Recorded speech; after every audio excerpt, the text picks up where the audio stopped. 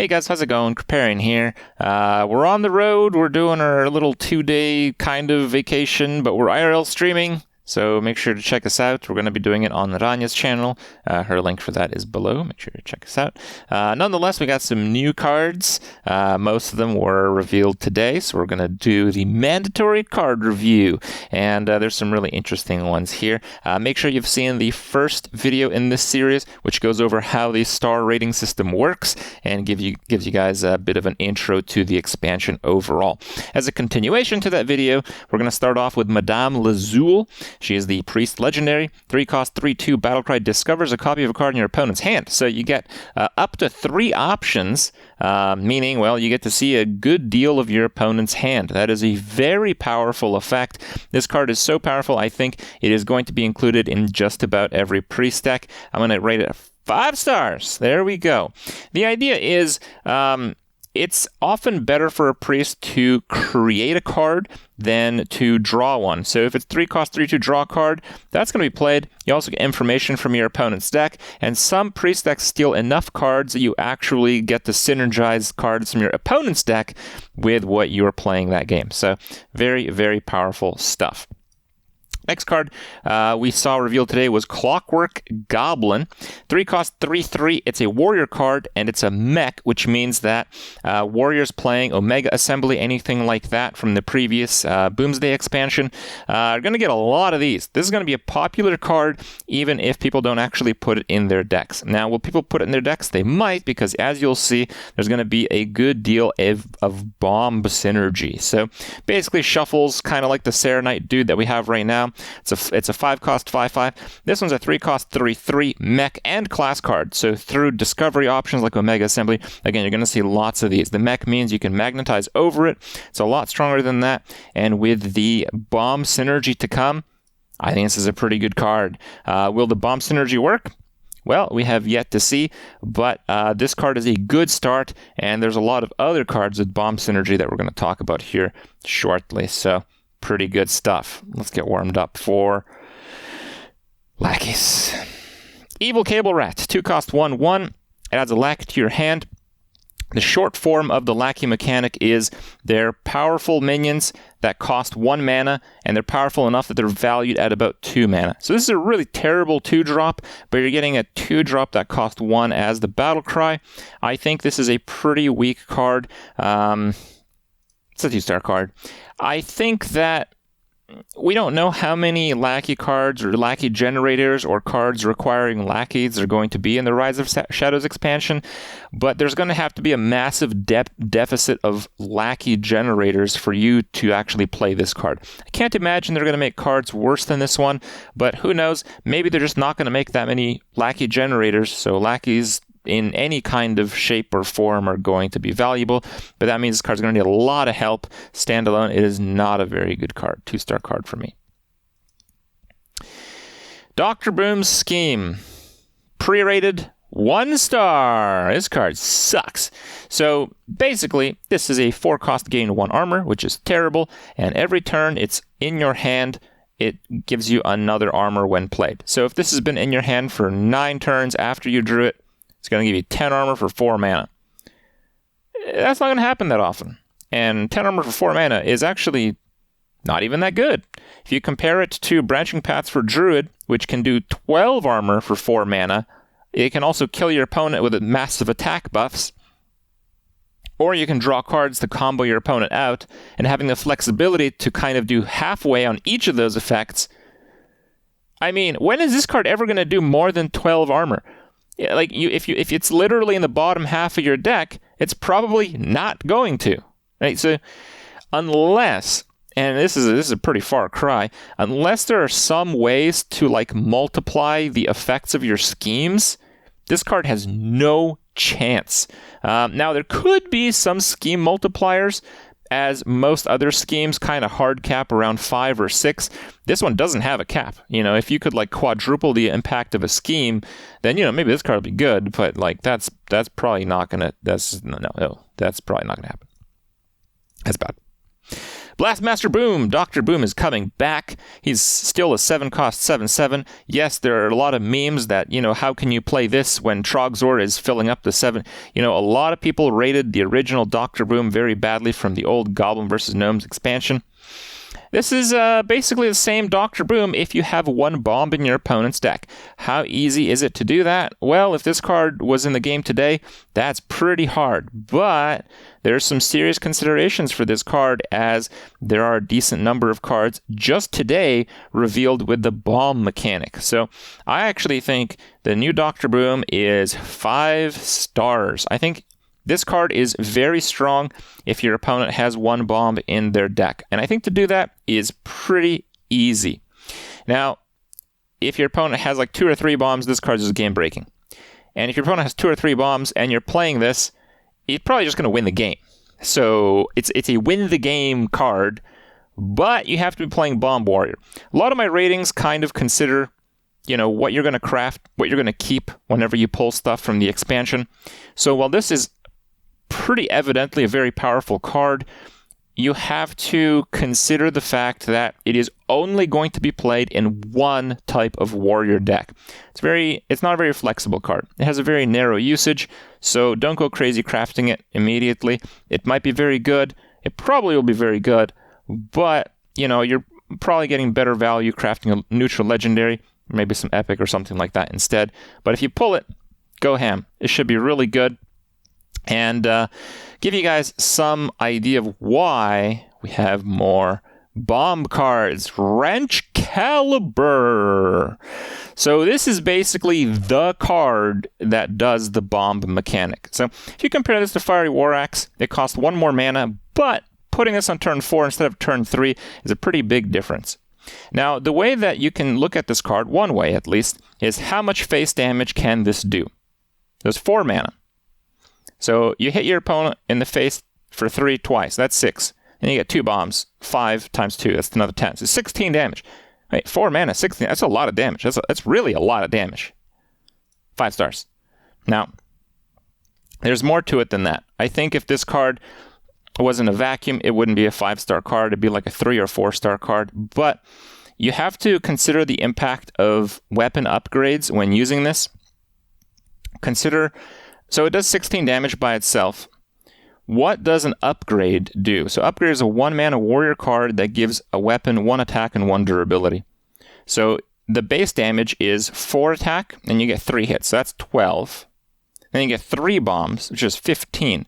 So if you do this and upgrade, or Captain Greenskin or something, you can get 27 damage off of this card. That's like new territory, all right? Like, you can play 2 Wrench Calibers, a few weapon upgrades, and the rest is full stall control warrior. And I think it's a good deck. So, it's a really, really good card.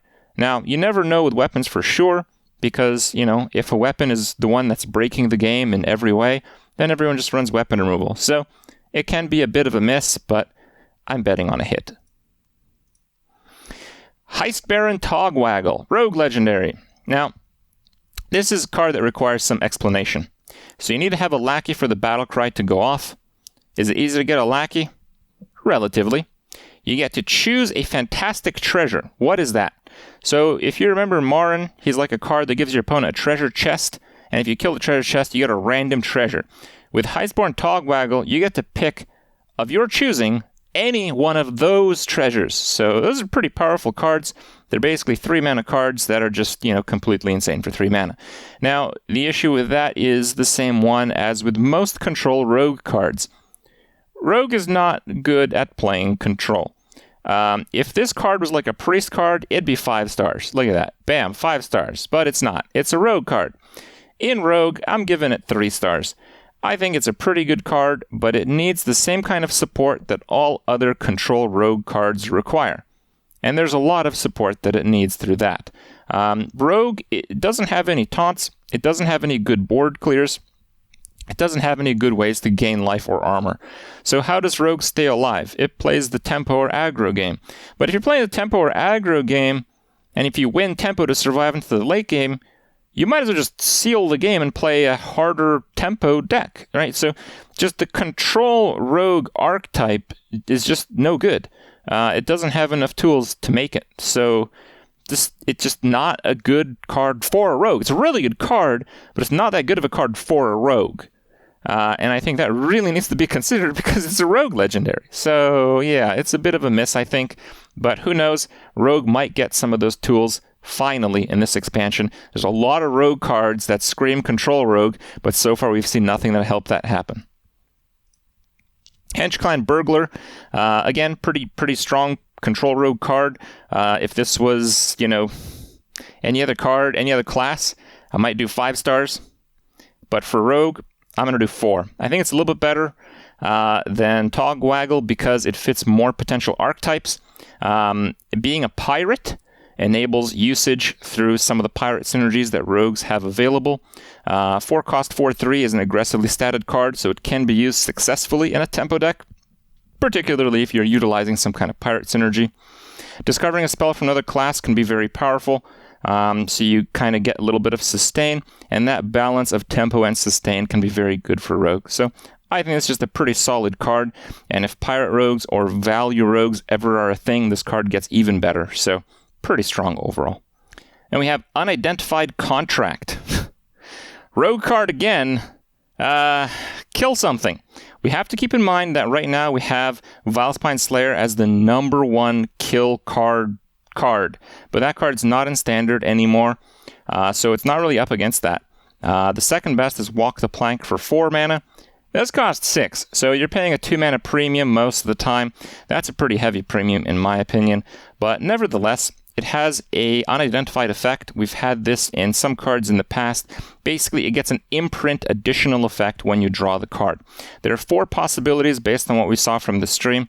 One is you get 2 coins back. That's about the same as having a 4 cost removal, so that's not bad. One of the options does a betrayal effect, so it hits the minions to the sides as well, off of the attack of the target. So basically you get a meteor. A meteor for 6 in a row, that's not bad. One of them, you get a copy of the card to your hand. That's pretty weak because that's a low tempo play. With Rogue, you're looking for high tempo plays, so that's a pretty crappy option. And lastly, you get a Patient Assassin, so a 1/1 stealth poisonous into play automatically, which is pretty good. So it's pretty good. I'm going to give it 3 stars. Again, if Control Rogue takes off, but there's no indication that it actually would, this could be a very good card. But yeah, until then, I think the card is just a bit of a miss for Rogue, once again, sadly. If it was a Priest card, I'd probably go 4 stars at least. Traveling Healer, neutral card. We had the 4 cost 4/4 that heals for 4. This is a 4 cost 3/2 that heals for 3. It's historically bad to not have faith in cards that heal. Nevertheless, I think this card is pretty weak. I think if you need to heal, there are still better options. We have the 3 mana 3/3 in the classic set, which honestly, I think is slightly better than this card. I don't have much faith in this card. I'm giving it 2 stars. Traveling Healer, I think, is a bit of a no-go, but who knows? Maybe the sum of all these heal cards actually push something like Control Rogue into viability, but that's a really long shot in my opinion. Khadgar, Mage Legendary. We got another one. Look at that. Now, here's one thing that I want to tell you guys. Khadgar is an iconic character from the Warcraft universe. Here's another thing. Hearthstone has done a really good job of thematically implementing characters from the Warcraft universe. Khadgar, however, I feel probably deserves more than 2/2 in stats. Even from his fellow wizard Medivh. Medivh was an 8 cost 7/7 in his own expansion. Khadgar, 2/2. Wow. That doesn't seem very fitting for Master Wizard. Well, regardless, his effect is very strong. Your cards that summon minions summon twice as many. Whoa, that's super good. Yes, it is super good. There's a lot of cards that summon lots of minions in this game, and some of them include the Jan'alai card that summons Ragnaros, so that's really strong. Now, the issue is, without Gen and Baku, because they are getting Hall of Fame, they're not in standard anymore, it's a lot harder to play some of those really powerful minion generators. But nevertheless, it's still possible, and Khadgar makes them a lot stronger. As a result, 4 stars. I'm not quite blown away by the options that summons cards, but certainly it's not bad. There is some potential there, and if it's realized, Khadgar is going to be the center point of that deck. Now, another thing to consider is if you're running minion generation, there are ways to get extra copies of cards in Mage.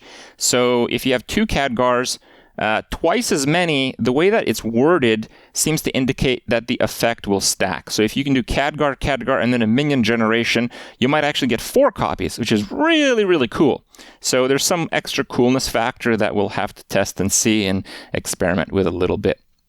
Now, we have another mage card here that really helps him out, Power of Creation.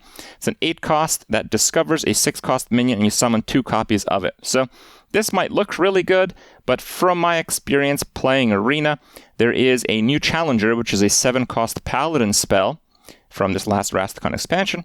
It gives you a discovered 6-drop minion with Divine Shield and Taunt. So that card is okay. It's not bad for Arena. For constructed play, it's not even close to good enough. Power of Creation seems a little bit better than that. You don't get Taunt or Divine Shield, but you get 2 copies of it. My experience, a discovered 6 cost is typically about as good as a 5-drop that you'd actually want to put in your deck. So, is that good enough? I don't know. For 8, it seems a little mediocre to me. If you're playing a deck themed around this effect anyway, and if it's really easy to somehow have Khadgar all the time, then this card's obviously very good, but I imagine Khadgar's effect is rather unique, so designing a whole deck around it with mediocre cards might be a bit of a challenge. I don't have quite as much faith in this card as a lot of other people. The way I think about it is, would I rather have 8 cost 2 times a 5-drop, or would I just want an 8-drop that I'd put in my deck? I think I'd rather have an 8-drop that I'd rather put in my deck, and it's certainly very close, so maybe, maybe not, but it's still pretty good. Lastly today we have Messenger Raven, 3 cost, 3/2 Beast, Battlecry, Discover a Mage Minion. So Mage Minions can be pretty good. They could even include Khadgar, for example. Another thing to note is this card just fits in just about every mage deck. It's just a very solid card. You basically just draw an extra card, but it's not draw, it's card creation. Card creation in most classes, including mage, is better than draw. So 3 cost, 3/2, better than draw. 5 stars. I mean, the way I look at this card is pretty simply, it's a very high power level card, and the 3-drop slot does not have that much competition. A lot of tempo mages even play vanilla 3 cost 3/4s. That's good enough. So if they're playing those, this card's gotta make it in a time where there's fewer cards in the standard set. Even the fewest cards ever in the standard set, as will be the case. That's it for now. Hope you guys enjoyed this review, and we'll see you guys in the next one.